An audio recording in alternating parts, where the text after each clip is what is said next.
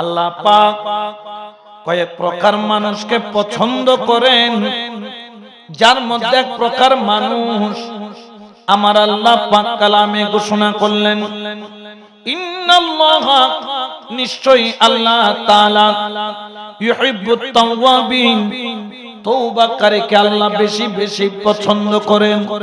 শুধু তাই নয়, ওয়া ইউহিব্বুল মুতাতাহহিরিন, এবং যারা পরিষ্কার পরিচ্ছন্ন চলে, যারা তাহারাত অর্জন করে চলে, আমার আল্লাহ এই দুই শ্রেণীর মানুষকে বেশি বেশি পছন্দ করে। বড় করে বলেন সুবহান।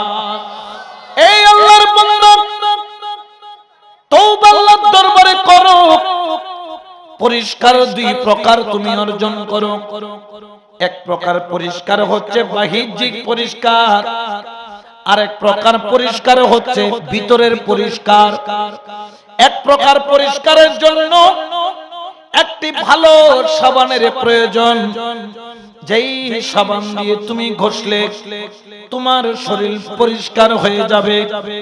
আর এক প্রকার পরিষ্কারের জন্য কামেল পীরের সোহবত, আল্লাহর জিকির প্রয়োজন, যেটার মাধ্যমে তোমার কলবটা পরিষ্কার হবে। বড় করে বলেন সুবহানাল্লাহ।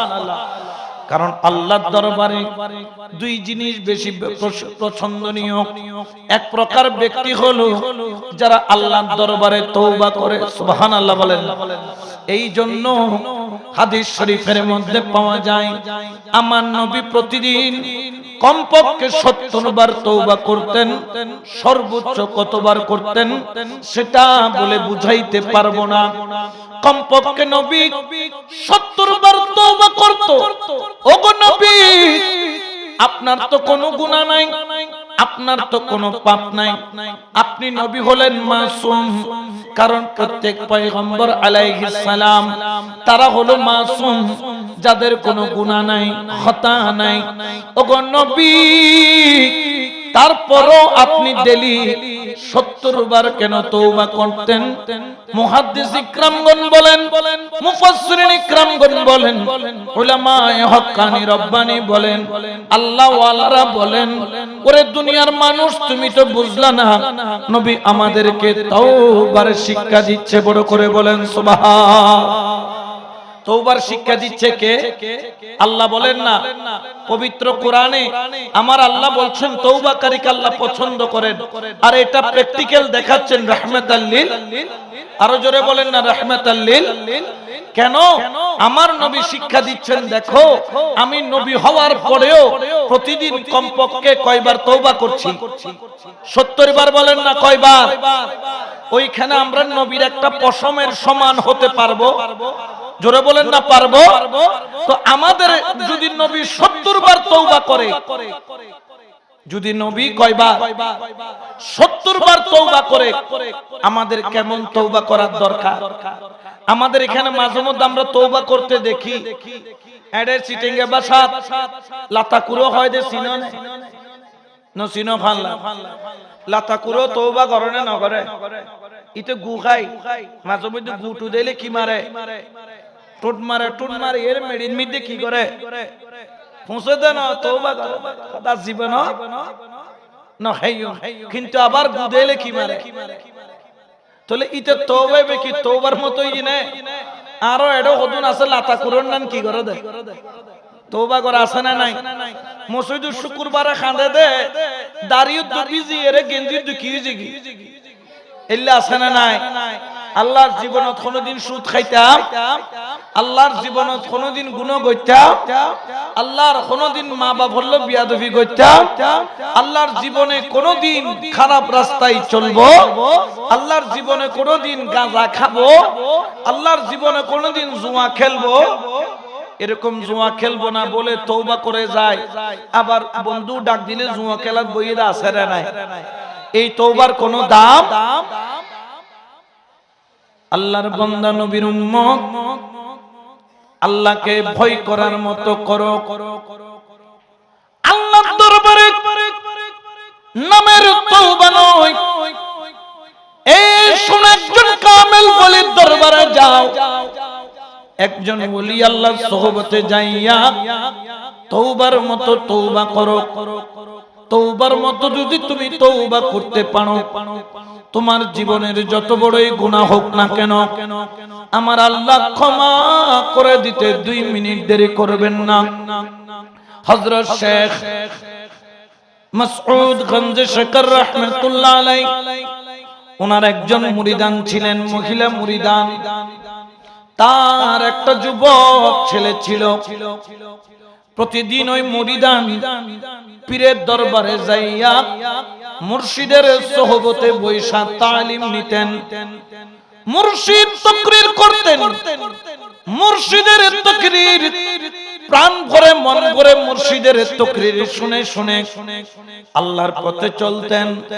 কিন্তু দেখা গেল ওই মহিলার সন্তান যুবক ছিল, ওলি আল্লাহ মানত না, আল্লাহকে তেমন বিশ্বাস করত না। অর্থাৎ সিটেঙ্গে বাসাত কয়দের নামকে ওয়াস্তে মুসলমান, এরকম আছে না নাই? অর্থাৎ মুখে আল্লাহকে মানে কিন্তু আল্লাহর হুকুম সে ফলো করে। যুবক সারাটা জীবন অন্যায় পথে সে নেশা করত, জুয়া খেলত, অন্যায় পথে রুজি রোজগার খরচ করত। জীবন যৌবনটা খারাপ রাস্তার মধ্যে কাটাইয়া দিল। কারণ ওলি আল্লাহর দরবারে যাইতেন না। মা গিয়ে বলতেন পীরে মুর্শিদকে, মুর্শিদ ও শেখ গঞ্জে শেখর রাহমাতুল্লাহ আলাইহি আমার ছেলের জন্য দোয়া করেন। পীরে মুর্শিদ বলতেন তোমার ছেলেকে আমার মজলিসের মধ্যে নিয়ে আসিও। কিন্তু ছেলে তো সব জায়গায় যায়, কিন্তু ওলি আল্লাহর মজলিসে। ওরে যারা বাবা হয়েছো আজকে থেকে একটা শিক্ষা নিয়ে নাও, সন্তানদেরকে নিয়ে ওলি আল্লাহর মজলিসে যাবা। যদি আল্লাহওয়ালা সোহবতের মধ্যে ছেলে সন্তানকে নিয়ে যাও, ওই ছেলে কখনো বড় হয়ে আর খারাপ পথে চলবে না। আমরা দেখা যায় বেশিরভাগ বাবারা আমরা ওলি আল্লাহ ভক্ত, কিন্তু ছেলেকে পীরের দরবারে নেই না। কারণ কি? বলে ছেলের পড়ালেখা নষ্ট হবে।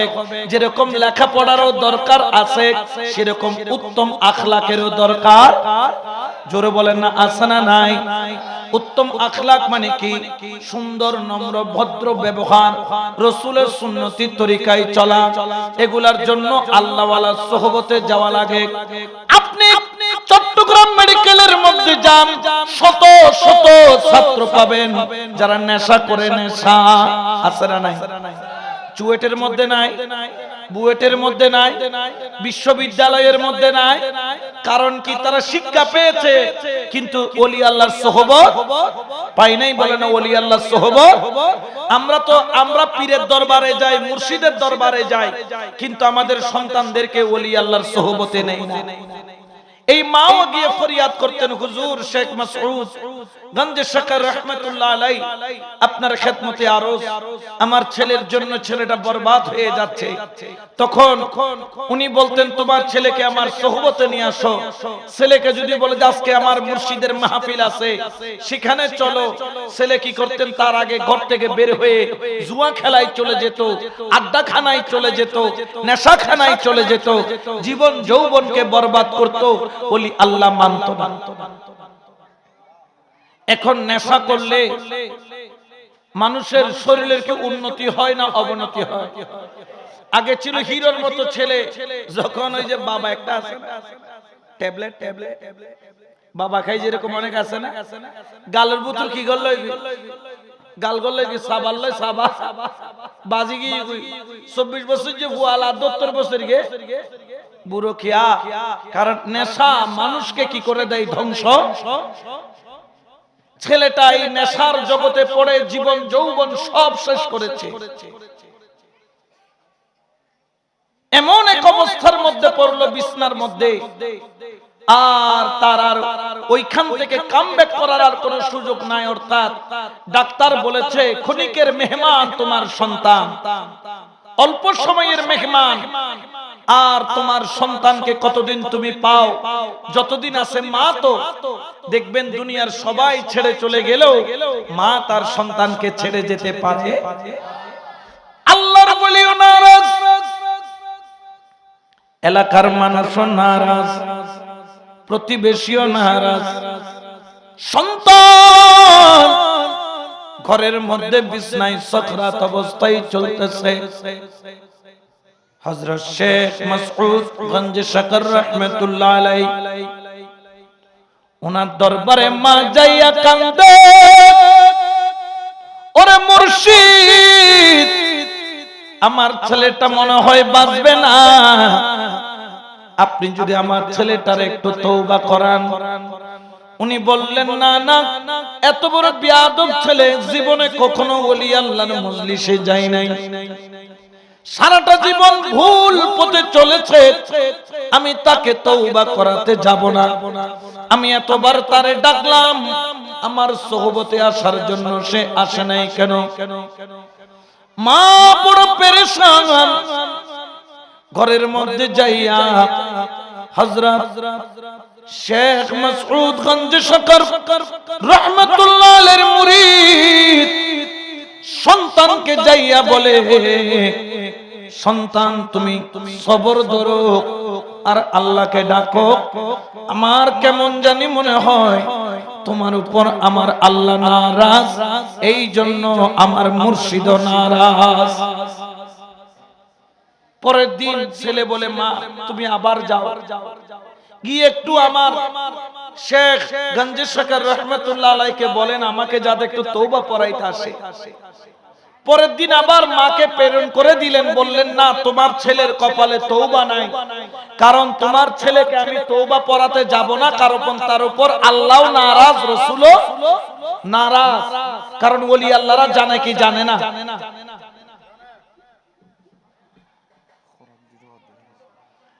এখন ওলি আল্লাহরা তো জানে, কারণ এরা অন্তরের খবর রাখার ক্ষমতা দান করেছেন কে? আল্লাহ। আমরা তো মনে করি অনেক সময় আল্লাহর ওলিরা কিছু জানে না, বোঝনে বাজানোটা বেশি বেলাই দিয়ে হইতে পারে, ফিরুটি বেশি বেলাই দিলে বোধ আছে না নাই? ওনারা বুঝেন কিন্তু বলেন না, কারণ তারা আল্লাহর দিকে তাকিয়ে থাকে। হযরত শেখ মাসউদ গঞ্জ শকর রাহমাতুল্লাহ আলাইহি যখন যাচ্ছেন না, মাও বুঝতে পারলেন আমার এই ছেলের তাকদীর খারাপ। এখন ছেলে বিছানায় কাতরাচ্ছে, যখন সাকরাত এমন পরিমাণ আসলো সে বুঝতে পারতেছে তার আর বাঁচার লক্ষণ। সন্তানের চোখ দিয়া চোখের পানি গড়ায়া গড়ায়া পড়ে, মাকে ডাক দিলেন, মেহেরবান মা, ওরে আমার মেহেরবান মা, কোথায় তুমি? একটু এদিকে আসো। আমি জানি আমার আল্লাহ আমার উপর নারাজ, আমার রাসূল আমার উপর নারাজ, ওলি আল্লাহ আমার উপর নারাজ। ও আমার মা, আমি জীবনে এত অপরাধ করেছি, এত গুনাহ করেছি, জানি না কিভাবে আমার এই চেহারা আমার মাওলার দরবারে দেখাবো। ও আমার মা, আমি মারা যাওয়ার পরে আমার কয়েকটা নসিহত, আমার কয়েকটা ওয়াদা মা তোমাকে পূরণ করতে হবে। সন্তানের দিকে তাকাইয়া মেহেরবান মা কান্দে, চোখের পানি ছাড়ে, কারণ সন্তান মারা যায়। সন্তানের মাথাটা মায়ের কোলের মধ্যে রাইখা সন্তানটার মাথার মধ্যে হাত বুলাইয়া সন্তানটারে বলল, সন্তান বলো তুমি কি বলতে চাও?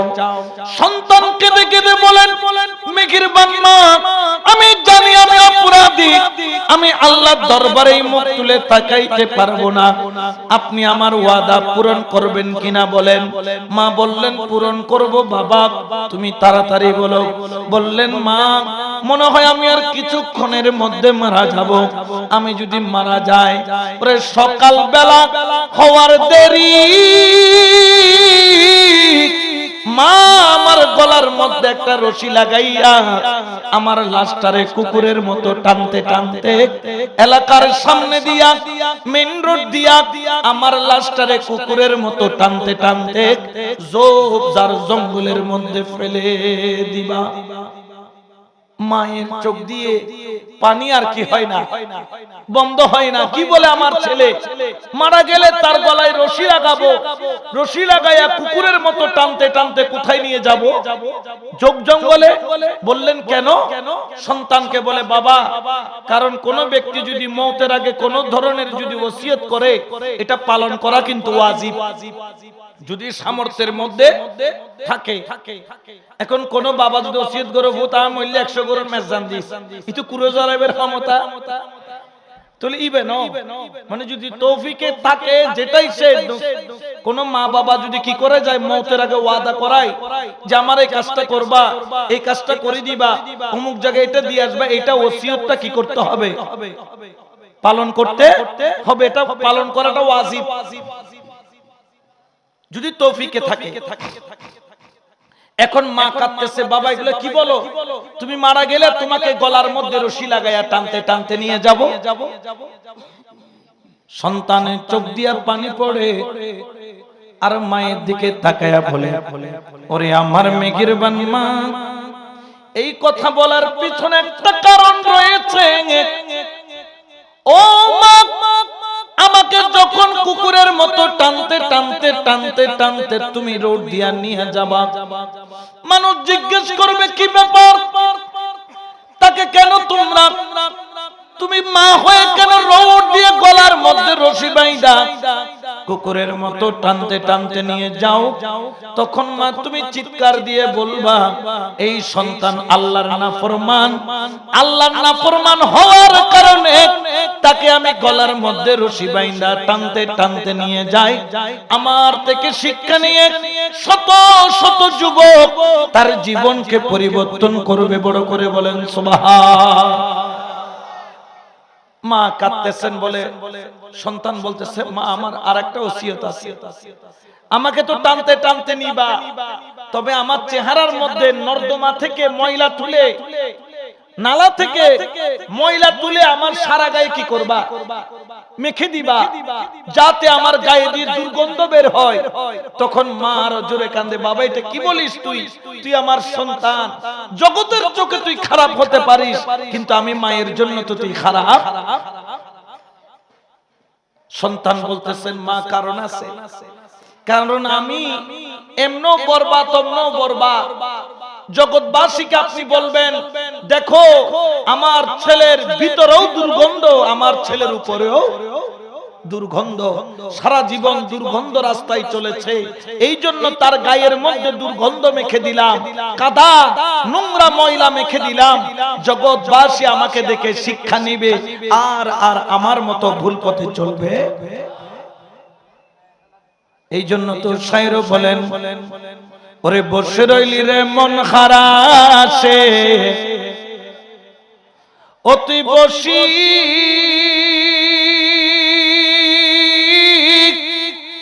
রইলি রে মন খারাসে, ও তো রঙের বাজার ভাঙ্গি যাইব একদিন সগরে নিমিশে, ও তো রঙের বাজার ভাঙ্গি যাইব একদিন সগরে নিমিশে। হাইরে তাল থাকিতে বাতির নিবে, তাল থাকিতে বাতির নিবে, খাল তুফানের বাতাসে ও ভাই, খাল তুফানের বাতাসে, ও তো রঙের বাজার ভাঙ্গি যাইব একদিন সগরে নিমিশে, ও তো রঙের বাজার ভাঙ্গি যাইব একদিন সগরে নিমিশে। সালাতুনিয়া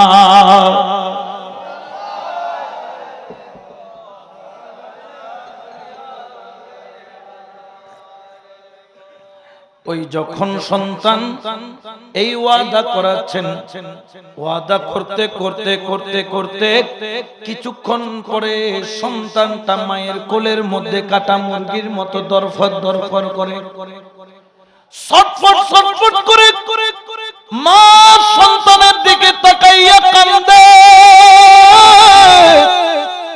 সন্তান চোখের পানি ছাড়ে, আস্তে আস্তে চোখটা ঘোলা হয়ে যায়, সন্তানের নড়াচড়াও বন্ধ হয়ে যায়। সন্তান ওই মায়ের কোলের মধ্যে ওই স্থানের মধ্যে ইন্তেকাল করলেন। ইন্না লিল্লাহি ওয়া ইন্না ইলাইহি রাজিউন। সুবহে সাদিক যখন হলো, ফজরের নামাজ আদায় করে মেহেরবান মা তার একটা চাদর সন্তানের গলার মধ্যে পেঁচাইল। সন্তানের লাশটারে কুকুরের মতো টানতে টানতে বাহির করে নর্দমা থেকে কালি নিয়ে সন্তানটার মুখে গায়ে মেখে দেয়, দুর্গন্ধ বের হয়। এলাকার মানুষ তাকায় আছে, তাকায় বলে, তুমি কেমন মা, সন্তানটারে কুকুরের মতো টানতে টানতে কই নাও? বলে, আমার সন্তান ছিল আল্লাহর নাফরমান, আল্লাহর নাফরমান। আমি আমার সন্তানটারে টানতে টানতে ডাস্টবিনে নিয়ে যাই, সন্তানটার ভিতরেও দুর্গন্ধ সারা জীবন আল্লাহওয়ালার সোহবতের মধ্যে যায় নাই, সারাটা জীবন অন্যায় পথে চলেছে, এই জন্য তার গায়ের মধ্যে দুর্গন্ধ মেখে দিয়েছে। শিক্ষা নাও যুবক, শিক্ষা নাও। ওই মা মানুষকে শিক্ষা দিতে দিতে সন্তানটার লাশটা টানতে টানতে নিয়ে যায়, টানতে টানতে নিয়ে জানাজা ছাড়া জঙ্গলের মধ্যে ডাস্টবিনের মধ্যে ময়লার মধ্যে ফেলে দিল। ফেলে দিয়া মা কাঁদতে কাঁদতে কাঁদতে কাঁদতে চলে আসলো। হাজার হলো মা কলিজাটা ভর ধরতে পারে না, দুই চোখের পানি ছাড়ে। সকাল চলে গেল, দুপুর হয়ে গেল, সন্ধ্যা হয়ে গেল, রাত হয়ে গেল। রাত যখন 2টা বাজে, আমার আল্লাহ ডাক দিল, ও মাসউদগঞ্জ শকর, তুই ঘুমা, তাড়াতাড়ি যা অমুক ডাস্টবিনের মধ্যে আমি আল্লাহর একটা ওলি শুয়ে আছে, তাড়াতাড়ি তার দাফনের কাফনের ব্যবস্থা কর। শুধু তাই নয়, তুমি নিজে জানাজা পড়াইয়া তাকে দাফন করে আসবা। উচ্চ আওয়াজে বলেন সুবহানাল্লাহ, আল্লাহু আকবার।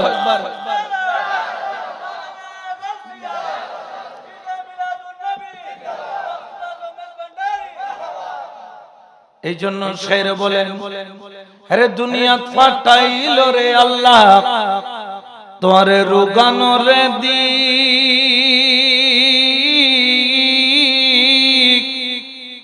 ও তুই দুনিয়ার মূলে সবে হারাইলি, কবরে নিবি কি?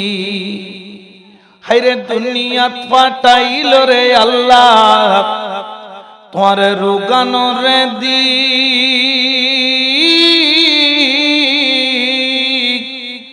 ও তুই দুনিয়ার মূলে সবে হারাইলি, কবরে নিবি কি?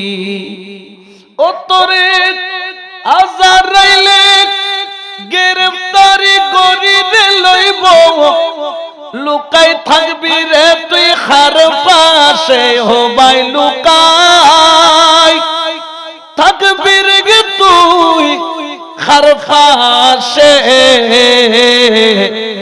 ও তো রঙ্গের বাজার ভাঙ্গি যাইব একদিন সগর, নিমিষে ফলাতুনিয়া। ও যুবক, ও আল্লাহর বান্দা মুরব্বি, এখনো তুমি কোন দুনিয়ার আশায় পড়ে রয়েছো? যেই দিন তোমার এই নিঃশ্বাসটা বন্ধ হয়ে যাবে, তোমার আর 2 পয়সার কোনো মূল্য, তোমার শরীরটাকে বাঁচানো কারো পক্ষে সম্ভব নয়। 12 ঘন্টা যাওয়ার আগে ফ্লাইট ফুলে যায়, 24 ঘন্টা গেলে পায়খানার রাস্তা দিয়ে দুর্গন্ধ বের হওয়া আরম্ভ হয়ে যায়। ওরে আল্লাহর বান্দা নবীর উম্মত, তুমি কোন সম্পদের বাহাদুরি করছো? ওই কবরের মধ্যে তো 3 টুকরা কাপড়ের কাপড় ছাড়া দেওয়ার মতো কোনো সম্পদ নাই। এই জন্য যুবক, আল্লাহ বলা সোহবতে চলে যাও। রাত্রে 3টা বাজে ওঠে হযরত শেখ মাসউদ গঞ্জে শাকার রাহমাতুল্লাহ আলাইহি দৌড়ায়া ওই ডাস্টবিনের মধ্যে যাই, দেখে নোংরা কাদা মাখানো দেহটা পড়ে রয়েছে। ওরে নোংরা কাদা মাখানো দেহ, কিন্তু রাতে 3টা বাজে দেহ দিয়া নূরের আলো বাহির হয়, যেন নূরের তাজাল্লি একটা আলো একবার উপরে যায় আবার নিচে আসে। কোলে করে নিয়ে ঘরে গেলেন, গোসল করাইলেন এবং ফজরের নামাজের পরে জানাজার ঘোষণা দিলেন। সবাই জানে গুনাহগার, সবাই জানে পাপী। শেখ মাসউদ গঞ্জে শকর বললেন, জানো এই সন্তানটা সবচাইতে বড় গুনাহগার ছিল, কিন্তু মৃত্যুর আগে তার যে কয়েক ফোঁটা চোখের পানি ছাড়ছে, সে যে বলল তাকে গলার মধ্যে রশি বাইন্ধা টানতে টানতে ডাস্টবিনে নিতে, একমাত্র আল্লাহর ভয়ের কারণে, আল্লাহর ভয়ের কারণে। আমার আল্লাহ বলেন, ও মাসউদ তুমি যাইয়া বলে দিবা, তার মধ্যে মিন খাশিয়াতিল্লাহ, আমি আল্লাহর ভয় পাইছি, তার চোখের পানি জমিনে পড়ার আগে আমি আল্লাহ তারে আমার ওলির দফতরে কবুল করে নিছি। সুবহানাল্লাহ বলেন। এই জন্য আল্লাহর বান্দা যুবকদেরকে বলছি, অবহেলা করার সময় সুযোগ তোমার আর, জোরে বলেন না, সময় সুযোগ তোমার আর। এই জন্য আল্লাহ ওয়ালা সোহবত ধরো। শায়র এলান করেন, মুর্শিদ কদম ধরি রেখিন আশকর আলী কয়,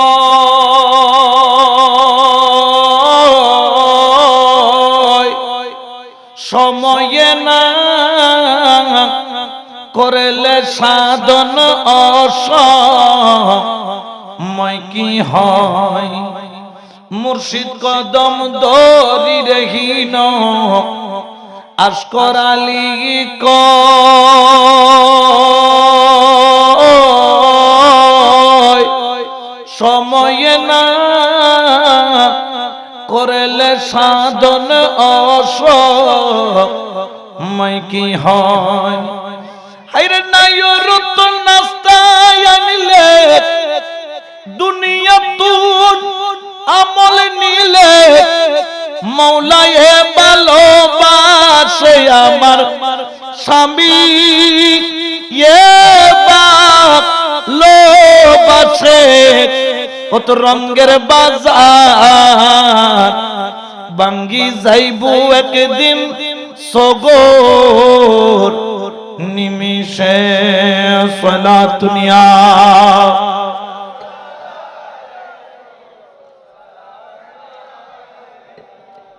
এই জন্য একজন কামেল বলির হাত ধরো, একজন আল্লাহর বলির কদম ধরো, তওবার মতো তওবা করো, তওবাতুন নাসুহা করো। আল্লাহর ওলির সোহবতে যাইয়া নিজেকে পরিবর্তন করো। তুমি জীবনে বড় ভুল করেছো, বড় অপরাধ করেছো, আল্লাহর রহমত থেকে নিজেকে মায়ুস করো না, আল্লাহর রহমত থেকে নিজেকে দূরে রাখো না। এক আল্লাহওয়ালার কদমে চলে যাও, ওলি আল্লাহর কদমে চলে যাও, কিন্তু খেয়াল রেখো সময়ের বাজেট কম।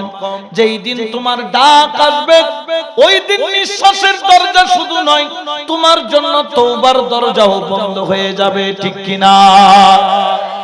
আপনারা হয়তো একজন ওলির নাম শুনছেন কিনা জানেন, হযরত বেহিলুল দানা। বেখিলুল দানা তিনি একজন বড় ফকিহ ছিলেন, কিন্তু মজজুব ওলি। সুবহানাল্লাহ বলেন না? আবার বেখিলুল দানার আরেকটা পরিচয় হলো তিনি ইমামে আজমের উস্তাদ ছিলেন। সুবহানাল্লাহ বলবেন না? কিন্তু তিনি চলতেন পাগলের মতো। বেখিলুল দানা, এখন বেখিলুল দানা একদিন বাজারের মধ্যে গিয়ে তিনি কি করতেছেন জানেন? পাথর নিয়ে খেলাধুলা করতেছেন ছোট বাচ্চার মতো, আর বিড়বিড় বিড়বিড় করে কথা বলতেছেন। আর মানুষের সামনে দাঁড়াইয়া হঠাৎ করে করে ডাক মেরে কিছুক্ষণ তাকরীর করেন। তো পাশে দিয়ে বাদশা হারুন রশিদ যখন যায়, দেখতেছেন বেহলুল দানা রাস্তার মধ্যে পাগলামি করছে। ডাক দিলেন, বেহলুল তুমি কি করতেছো? বলতেছেন, আমি বান্দার সাথে আল্লাহর রাবেতা করার চেষ্টা করছি। সুবহানাল্লাহ। কার সাথে? বান্দার সাথে। কার? আল্লাহর সম্পর্ক করার চেষ্টা করছে। কই পারছনি? কই উনি রাজি আছেন, কিন্তু বান্দাদেরকে রাজি করতে পারছি। তো বোঝে পারো নাই? বোঝে না। এরকম বলতে বলতে বেহলুল দানা কাঁদতেছেন, দুই চোখের পানি ছাড়তেছেন। তো হারুন রশিদ চলে গেলেন। আরেকদিন যখন যায়, দেখতেছেন যে কবরস্থানের সামনে বসে বসে তিনি বিড়বিড় বিড়বিড় করতেছেন। তো ডাক দিল, বেহলুল ওই দিন তো বাজারে দেখলাম, আজকে কবরস্থানে কি কয়? বান্দার সাথে আল্লাহর রাবেতা করতেছি। সুবহানাল্লাহ বলেন। কার সাথে? বান্দার সাথে আল্লাহর রাবেতা করতেছি, সম্পর্ক করতেছি। বুঝতে পারছো? কয় পারি নাই। কয় তখন তিনি রাজি ছিল, ইনি রাজি ছিলেন না। আর এখন ইনি রাজি, কিন্তু তিনি রাজি। কারণ নিঃশ্বাস কি হয়ে গেছে? বন্ধ হওয়ার পরে মাওলা তার তওবার দরজাটাকে কি করে দেয়? আল্লাহর বান্দা নবীর উম্মত, জীবনে তুমি গুনার পাহাড় করেছো, আজকে তুমি মাহফিল থেকে উলামায়ে হক্কানি রাব্বানির হাতে, আল্লাহর ওলির হাতে তুমি তওবা করে নাও। একবার তওবা করে দেখো, তবে ওই তওবা যেটাকে বলা হয় তওবাতুন নাসুহা। আল্লাহর দরবারে তওবার মতো তওবা করো, রব্বুল আলামিন তোমাকে এমন ভাবে নিষ্পাপ বানিয়ে দিবেন, যেমন সদ্যজাত শিশু জন্ম নিলে যেই রকম নিষ্পাপ থাকে, একটা তওবা একটা মানুষকে সেই রকম নিষ্পাপ বানায় দেয়। বড় করে বলেন সুবহান। তাহলে আমরা এই জন্য দেখবেন পীরের হাতে যখন বায়াত নেই, প্রথমে কি করায়? তওবা করায়। প্রথমে কি করায়? প্রথমে করায় কিন্তু তওবা, সবক দেয় পরে। আগে কি করায়? তওবা করায়, ইস্তিগফার পড়ায়, তওবা করায়। জীবনের যত ভুল ত্রুটি এগুলো আছে, এগুলোর জন্য আল্লাহর কাছে কি করায়? তওবা করায়।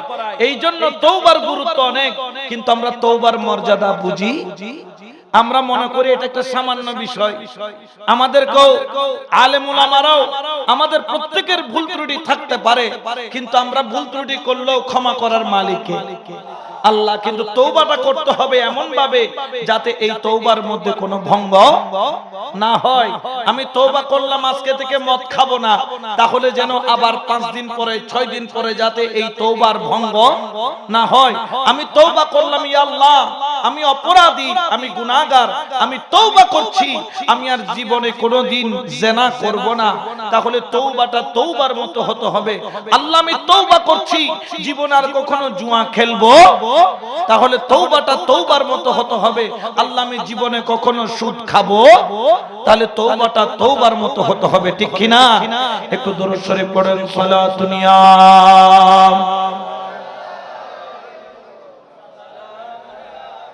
একটু জিকির করেন। হক লা ইলাহা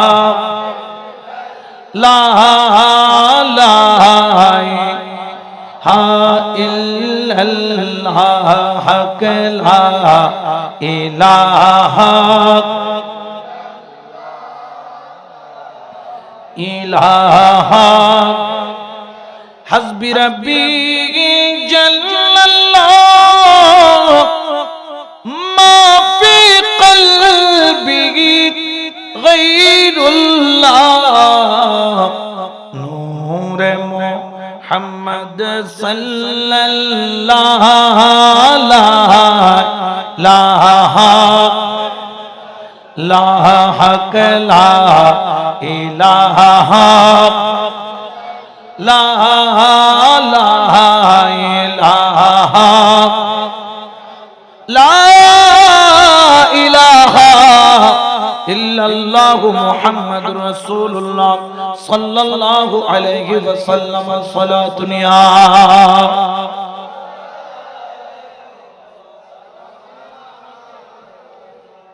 এই জন্য আমরা ওলি আল্লাহর সোহবতে যাই। কারণ কি, আল্লাহর ওলির সোহবতে গেলে মানুষ আর খারাপ পথে চলতে পারে। কারণ ওলি আল্লাহ তাকে খারাপ পথে চলার সুযোগ দেয়। সে যখন ভুল করে ওলি আল্লাহ তাকে সংশোধন করে। সে যখন খারাপ পথে যেতে চায় ওলি আল্লাহ থেকে জিজ্ঞেস করে, মুর্শিদের কাছ থেকে পরামর্শ করে, বাবা জান আমি এই কাজটা করব, আমি কি যাব? তিনি তখন বেলায়েতের নজর দিয়ে দেখে, বলে দেখে এই কাজটা তার জন্য ভালো, তখন তাকে সেই রাস্তায় যেতে দেয়। এই জন্য পীরের দরবারে যখন যাবেন, মুরিদের দায়িত্ব হলো যেদিন থেকে মুর্শিদের কদমে বায়াত নিলেন, মুনিবের হুকুম ছাড়া এক কদম দেওয়ারও আপনার এজাজত। কিন্তু আমরা হয়তো এটা বললে অনেকে নারাজ হয়ে যায়। যেমন নবী বংশের আওলাদ গৌসুল আজম মাইজ ভান্ডারে কিবলায়ে কাবার রক্ত বা ভান্ডারে কিবলায়ে কাবার রক্ত ডক্টর সৈয়দ সাইফুদ্দিন আহমদ আল হাসান ওয়াল হুসাইন আল মাইজ ভান্ডারি, তিনি একবার বলছিলেন তোমরা হজ করতে গেলেও কি করবা, আমার অনুমতি নেবে। এটা নিয়ে যে কত ধরনের কত মানুষ কথা বলেছেন। আসলে এই যে কথাগুলা বলেন পীরে মুর্শিদ, এগুলোর পিছনে কিছু কারণ আছে। জোরে বলে না, কিছু কারণ। আমাকে একজন এসে প্রশ্ন করতেছেন, হুজুর ওই পীর সাহেব কি ঠিক বললেন? উনি কি এটা কি ভালো বলেছেন? উনি হজ করবেন, এটার জন্য আবার পীরের অনুমতি নিতে হবে? ওনার কাছে গিয়ে অনুমতি নেওয়ার দরকারটা কি? আমি বললাম, ভাই তুমি এটা কোন চোখে দেখতেছো? বলে হজ করা তো ফরজ, ওনার অনুমতি নিয়ে করতে হবে, এটা কোথায় পাইছে? আমি বললাম হজ করা ফরজ, তারপর উনি বলছেন এটার ভিতরে কিছু না কিছু হিকমত আছে। বলে কি হিকমত? আমি বললাম যেমন ধর এখন হজের অনেক এজেন্সি আছে, যারা মক্কায় যায় কিন্তু মদিনা শরীফ জিয়ারত করতে, এরকম আছে না নাই? পীরে মুর্শিদের কাছে গেলে তিনি শিখাইয়া দেবেন, তুমি এইভাবে এইভাবে এইভাবে জিয়ারত করবা। নবীর দরবারে মসজিদে নববীতে যখন যাবা, সেখানে গিয়ে মদিনা ওয়ালাকে সালাতুস সালাম দিবা। সুবহানাল্লাহ বলেন। তাহলে ওনার অনুমতি নিলে, ওনার কাছে গেলে উনি কিভাবে হজ করলে শুদ্ধ হবে তিনি আপনাকে সেটা বলে দিবেন, জানিয়ে দিবেন। তাহলে এই কাজটা কি খারাপ না ভালো? জোরে বলেন না, খারাপ না ভালো? কিন্তু আমাদের দেশে কিছু আছে, যখন ওই যে যাকে দেখতে পারে না, সিটিংয়ে বাজার হতে যারা দেন না বলে ইতে ইতে আড়ি লইতে রে কিলায়, খারাপ লাই আছে না নাই? জোরে বলেন না, আছে না নাই? এই জন্য খবরদার, পীরের হুকুমের বাইরে চলার কোন মুরিদের এখতিয়ার নাই। যদি পীর সঠিক তরিকা বা সঠিক পথ আপনাকে দেখায়, যেই পথের নাম হচ্ছে সিরাতুল মুস্তাকিম, এবং যে পীর থাকবে যার স্টেজ হবে আহলে সুন্নাত ওয়াল জামাত, এই স্টেজের অন্তর্ভুক্ত কোন পীর যদি আপনাকে সঠিক রাস্তা দেখায়, তখন আপনার দায়িত্ব হচ্ছে আপনার মুর্শিদের হুকুম অক্ষর অক্ষরে কি করা। জোরে বলেন না, কি করা? আপনি তো বুঝেন নাই। হযরত মাহবুব ইলাহি নিজামউদ্দিন আউলিয়া রাহমাতুল্লাহ আলাইহি একজন মুরিদ, উনি বায়াত নিলেন। তো বায়াত নেওয়ার পরে পীরের প্রতি তার এত ভক্তি, এত প্রেম, আপনি মনে করছেন যে পীরের দরবারে গেলে দুঃখ চলে যাবে? খোদার কসম, যেই দিন থেকে পীরের দরবারে গেলেন ওই দিন দুঃখ আপনাকে আলিঙ্গন করে নিবে। এটা আমার কথা না, এটা রাসূলের কথা।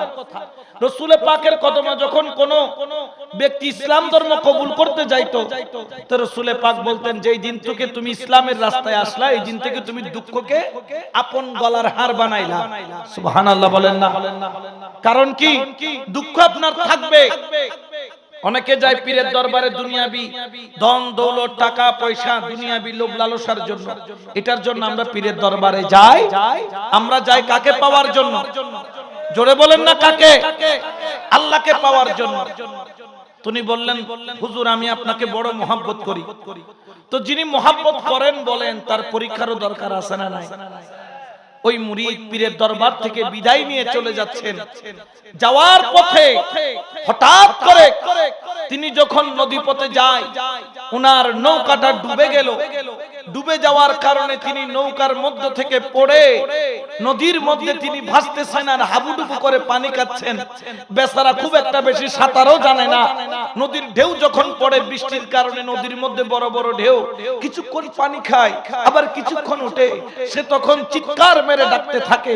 হঠাৎ করে দেখলেন সেই অবস্থার মধ্যে হযরত খাজা খিদির আলাইহিস সালাম এসে ডাক দিয়ে বললেন, হে অমুক, আমার হাত ধরো, আমি তোমাকে বাঁচানোর জন্য এসেছি। এসেছি, আমার হাত ধরে উঠে যাও, সুবহানাল্লাহ বলেন।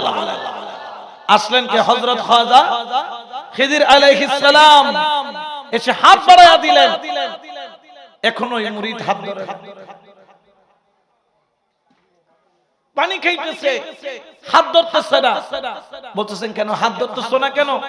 বলেন আমি আপনার হাত ধরবো না, কারণ আমার একটা মুনিব আছে, আমার মুর্শিদ আছে, আমি আমার মুর্শিদের হাত ছাড়া কারো হাত ধরবো না, দরকার হলে পানি খাইতে খাইতে। বলছে তুমি বুঝতেছো না আমি খাজা খিদির, আমি খিদির আলাইহিস সালাম, আমি তোমাকে পানি থেকে রক্ষা করার জন্য আসছি। বললেন আপনার আসছেন এটা আপনার দয়া মেহেরবানি, কিন্তু আমি একজনের হাতে বিক্রি হয়ে গেছি, আমি আর আপনার হাত ধরতে। এই বলার দেরি হযরত খাজা খিদির আলাইহিস সালাম ওই অবস্থার মধ্যে ওই মুরিদের দিকে অনেকক্ষণ তাকিয়ে থাকলেন। থাকার পরে বললেন তুই কি আমার হাত ধরবি না? তুই তো মরে যাবি।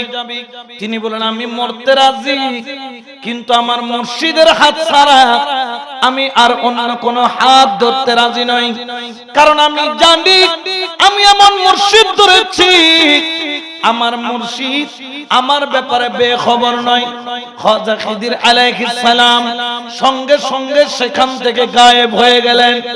আবার 2 সেকেন্ড যাইতে না যাইতে খাজা খিদির আলাইহিস সালাম এবং সাথে ওই ব্যক্তির মুর্শিদ সহ হাজির হয়ে গেল।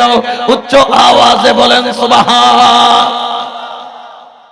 হাত বাড়ায়া দিলেন, মুর্শিদ বললেন বেটা মেরে হাত কো পকড়।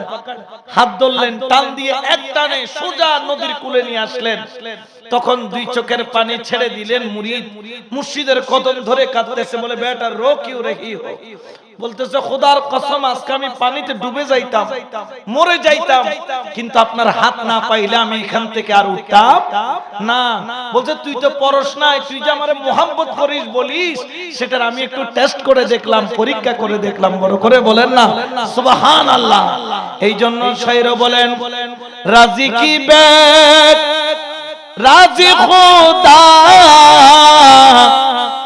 রাজি কি বেক রাজি খোদা, তাই তো আমি জানি না মাওলা, তাই তো আমি জানি না। দাসের ধর্ম সেবা কর্ম, দাসের ধর্ম সেবা কর্ম, নামটি শুধু জপ না মাওলা, নামটি শুধু জপ না সালাতুনিয়া।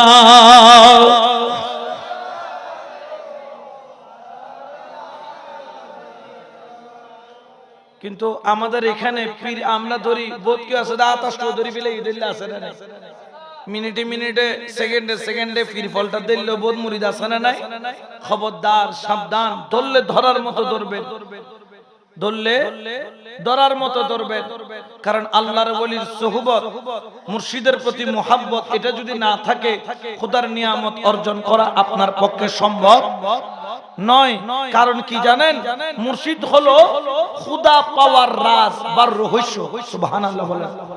আপনি আল্লাহকে পাবেন কিভাবে? মুর্শিদ নামের আয়না দিয়ে। আয়নাতে যেরকম নিজের সূরত দেখা যায়, মুর্শিদের মাধ্যমে মাওলা পর্যন্ত পৌঁছা যায়। এই জন্য আজকে থেকে ওলি আল্লাহর সুহবত, ওলি আল্লাহর কুরবত আপনাকে অর্জন করতে হবে। এই জন্য আমার আল্লাহ বলেন ইয়া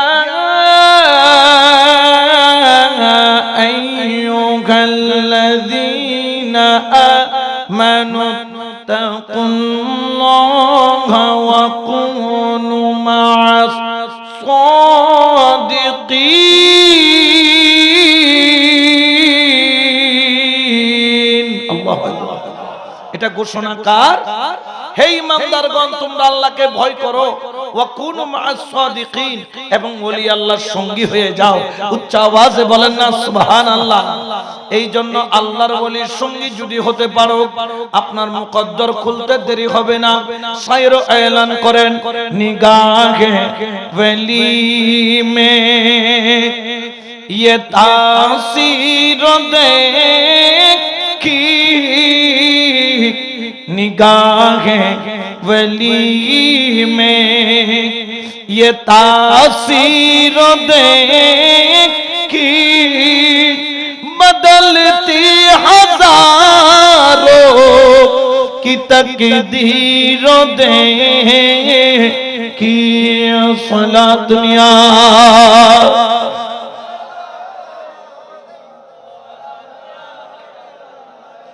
তাহলে আমরা একজন কামেল ওলির হাতে গিয়ে আগে তওবা করব, তারপর বায়াত গ্রহণ করব। বলে না বায়াত গ্রহণ। কারণ একজন কামেল পীরের হাতে বায়াত কেন নিবেন? কারণ বায়াত এটা আজকে থেকে চালু নয়, এটা আজকে 1400 বছরের একটা সিস্টেম। এটা বাবা আদম থেকে শুরু হয়েছে, কিন্তু ইসলামের মধ্যে এটা 1400 বছর যাবত শরীয়তের একটা বাউন্ড বা একটা বন্ধন হিসাব আছে, যেটার মাধ্যমে আল্লাহ তার নিয়ামত দান করেন। সুবহানাল্লাহ। আরো জোরে বলেন না সুবহানাল্লাহ। এই জন্য আমরা কামেল ওলির সোহবতে যাব। যেমন একটা মোমবাতি থেকে আরেকটা মোমবাতি ধরানো যায় কিনা? যেটার থেকে এটা ধরালেন, যেটার থেকে ধরেছেন ওটা কি নিভে গেছে?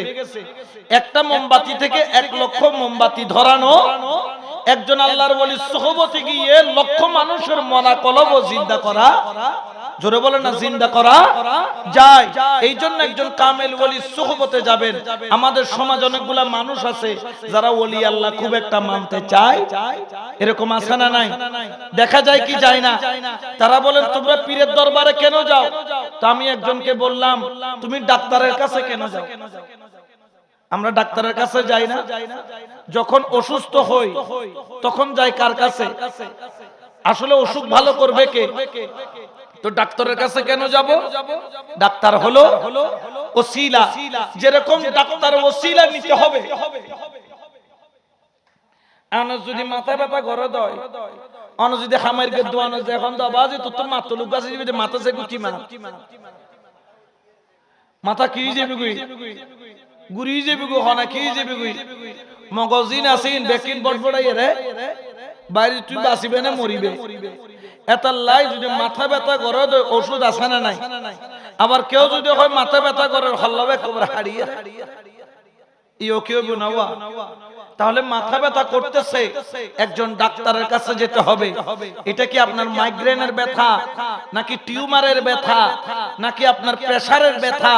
ডাক্তার যখন হাত দিয়ে ধরবেন, টেস্ট করবেন, নজর দিবেন, বুঝতে পারবেন যে আপনার মধ্যে এটা কোনখানকার ব্যথা, কোন দিকের ব্যথা, কিসের ব্যথা। মাইগ্রেনের ব্যথা হলে মাইগ্রেনের ওষুধ দিবেন, টিউমারের ব্যথা হলে টিউমারের ওষুধ দিবেন, প্রেসার বাড়ার কারণে ব্যথা হলে প্রেসারের ওষুধ দিবেন। আর আপনি যদি এই ব্যথা কমানোর জন্য খামারিগার দোকানে যান, তাহলে আপনিও শেষ, খামারিগাও ইতরে পুলিশে ধরে হবে তো বাজে মারি গুসকা তুই, ঠিক কি না? এই জন্য বাবা আল্লাহর ওলির সোহবতের মধ্যে থাকবেন। কারণ কি? কারণ কি? কারণ আল্লাহ ওয়ালার সোহবতে থাকলে নিগাহে ওলি মে ये तासीर देखी बदलती हजारों की तकदीर देखी। হাজার হাজার মানুষের তাকদীর পাল্টায় গেছে ওলি আল্লাহর দরবারে গিয়ে। জেনে রাখো আল্লাহর ওলির দরবারে গিয়ে হাজার হাজার মানুষের তাকদীর কেমন ভাবে পাল্টায়। শোনো শোনো, হিন্দাল ওলি খাজা খাজা মাঈনুদ্দিন চিশতি আজমেরি সঞ্জরি যখন হিন্দুস্তানের জমিনে ইসলাম প্রচার করছেন, তখন ওই হিন্দুস্তানের জমিনে মুসলমানের সংখ্যা ছিল কম, কিন্তু খাজা গরিব নওয়াজ তিনি কমপক্ষে 90 লক্ষ মুসলমান বানিয়ে গেছেন। বলেন সুবহান। যার মাধ্যমে আমরা কি পেয়েছি? ইসলাম, ঠিক কি না? আজকে যে আপনি মুসলমান দাবি করছেন, এটা এমনি নয়, এটার পিছনে ওলি আল্লাহর অবদান আছে না নাই? আরো জোরে বলেন না আছে না নাই? অনেক মোল্লা তো ওলি আল্লাহ মানে না, মাজার ভাঙে। মাদ্রাসা আগে না মাজার আগে?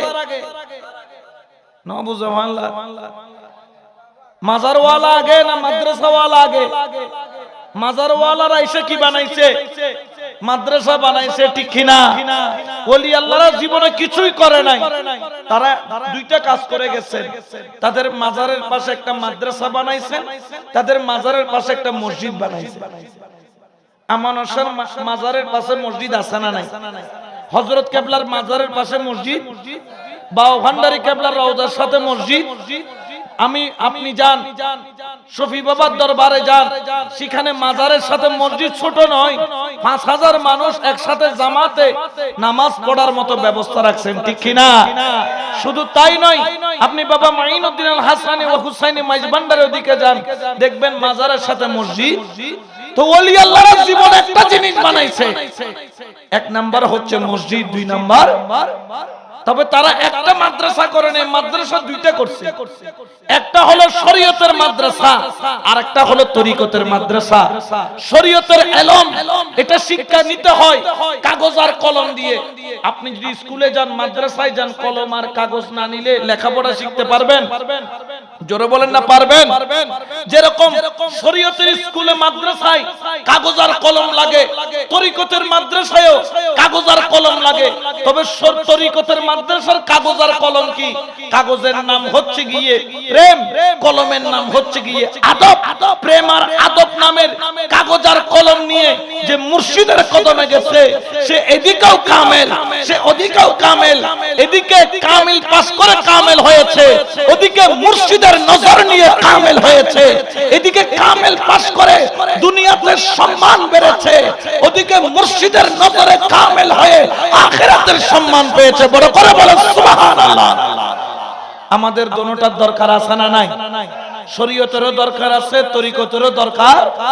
শরীয়ত লাগবে, তরিকত, দুটোটাকে অস্বীকার করার কোন সুযোগ। শরীয়ত দিয়েছেন কে? তরিকত দিয়েছেন কে? কারণ কি জানেন? যেমন ধরেন আমাদের দুইটা চোখ আছে, এটা হচ্ছে শরীয়তের চোখ। কিসের চোখ? কিন্তু আমাদের আরো একটা চোখ আছে, আরো একটা বাতিনি চোখ। হয়তো নাম নুন কোনদিন দেখু না, বাতিনি চোখে দেখা যায় না? জোরে বলেন না দেখা যায়? বাম দুধের 2 আঙ্গুল নিচে একটা বাতিনি চোখ আছে না নাই? ওটা পীরের কাছে চাবি থাকে, ওইটার শাটার খুলতে হলে মুর্শিদ নামের একজন ব্যক্তি লাগে। উনি যখন নজর দেন, দয়ার খেয়াল করেন, খুলে যায়। কেমন খুলে যায়? আপনি গৌসুল আজম মাইজভান্ডারীর দরবারে যান, ওনার দরবার থেকে এরকম তরিকতের শাটার খুলেছে। মানুষের অভাব নাই, মানুষের অভাব নাই। আপনি গিয়ে দেখেন হুজুরে গৌসুল আজম মাইজভান্ডারীর খলিফা, হুজুরে গৌসুল আজম বাউভান্ডারী কেবলা আলমের খলিফা আসার দেরি বেলায়েতের নজর দিয়ে কলবের দরজা খুলে দিতে দেরি করে নাই। দুনিয়ার চোখ খুললে দুনিয়া দেখা যায়, আর কলবের চোখ খুললে চোখ বন্ধ করার সাথে সাথে মদিনা ওয়ালা দেখা যায়। বড় করে বলেন সুবহানাল্লাহ। তাহলে এই মদিনা ওয়ালার দেখার আকাঙ্ক্ষা, ইচ্ছা আমাদের আছে না নাই? আরো জোরে বলেন না আছে না নাই? এই জন্য তো শায়র বলেন, কেন চিনলি না রে মন গৌসুল আজম। ইনারা কি আমাদের মতো মৌলানা নি? আরা তো এখন মৌলানের তাসিরে মৌলানা একটিয়া দিলে, লুই দিয়ে 1.5 দিয়া দিলে, আরে দিয়ে লেটি কিনা অত আব্দুল হুয়াইস। আরা মৌলানা নাম বলতে কি মানে নিজের হুয়াইস নাম দি বিয়াকুনুর আগে হ না বিয়াকুনুর। কিন্তু আমার গৌসুল আজম মাইজভান্ডারীর পূর্বপুরুষ যারা ছিলেন, যারা কারবালার ময়দান থেকে পরীক্ষা দিয়ে আসছেন, তারা দুনিয়া চান নাই, তারা মাওলা চেয়েছেন। সুবহানাল্লাহ বলেন না? তারা দুনিয়ার প্রেম রাখেন নাই, কার প্রেম রেখেছে? আল্লাহর প্রেম। 6 মাসের বাচ্চা থেকে 80 বছরের বৃদ্ধ পর্যন্ত কুরবানি দিয়েছে।